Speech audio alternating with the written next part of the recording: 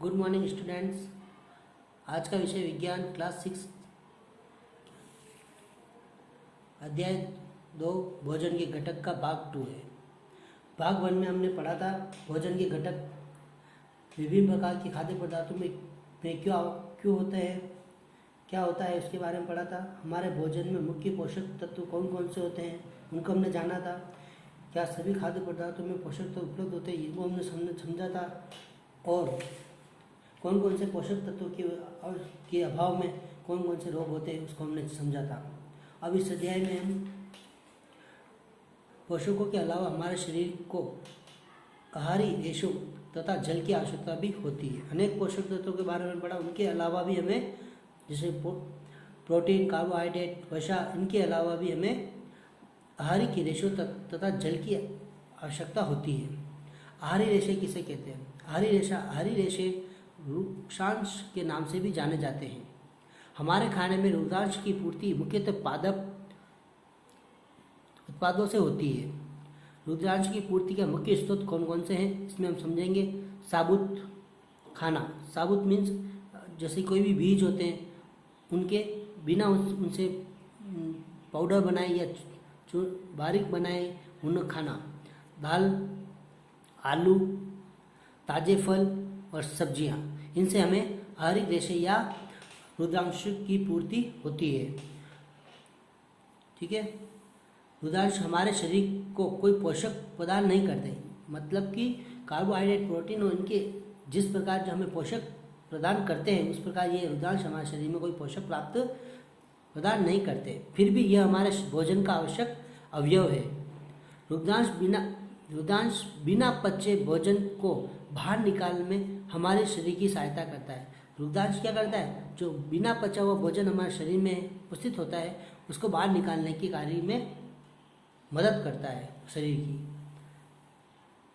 जल भोजन में उपस्थित पोषक को अवशोषित करने में हमारे शरीर की सहायता करता है। जल क्या करता है? पोषक तत्वों को जल में स्थानांतरित हो जाता है। जल को हमारे शरीर जल के द्वारा पोषक तत्व हमारे शरीर को मिलते हैं और अवशोषित हमारे शरीर से अवशोषित करता है। ये कुछ अपशिष्ट कुछ अपशिष्ट पदार्थों जैसे जो बेकार की हमारे शरीर में चीज़ें होती हैं वो उन चीज़ों को क्या करता है? ये मूत्र के द्वारा तथा पसीने के से को शरीर से बाहर निकालने में जल सहायता करता है। जल हमें दूध, चाय, अन्य पेयजल या सब्जियां, फल, अनेक प्रकार के पेय पदार्थों से हमें प्राप्त होता है। नेक्स्ट है संतुलित आहार।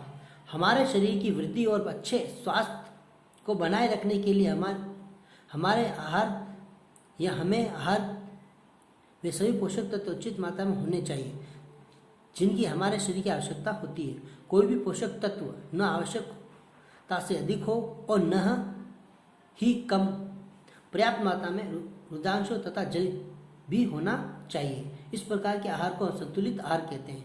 मतलब कि संतुलित आहार उसे कहेंगे जिसमें जो आवश्यक पोषक तत्व वृद्धि के लिए या स्वास्थ्य के अच्छा बनाए रखने के लिए जो पोषक तत्व की आवश्यकता होती है उनकी पूर्ति होनी चाहिए। उसके साथ ही पोषक तत्व न तो आवश्यकता से अधिक हो और न ही आवश्यकता से कम हो। और पर्याप्त मात्रा में रुद्रांशों की और जल की भी आवश्यकता हमारे शरीर को होती है और इन सभी के पर्याप्त मात्रा में उपलब्ध होने पर ही इसे संतुलित आहार कहा जाता है।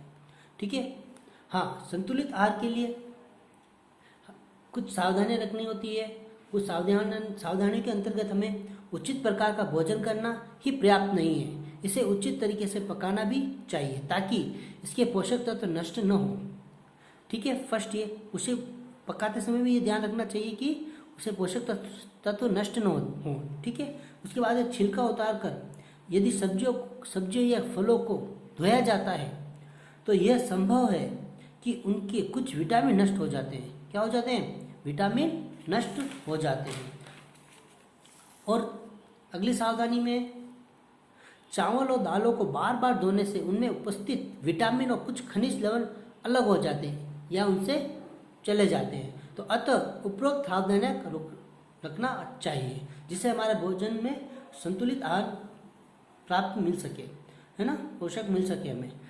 और संतुलित भोजन नहीं होने पर अभावजन रोग, अभावजन मतलब इसके जो खनिज हैं, पोषक तत्व, इनके अभाव से जन्म लेने वाले रोग कौन कौन से हैं, उसके बारे में हम विस्तार से प्रथम वीडियो में पढ़ चुके हैं।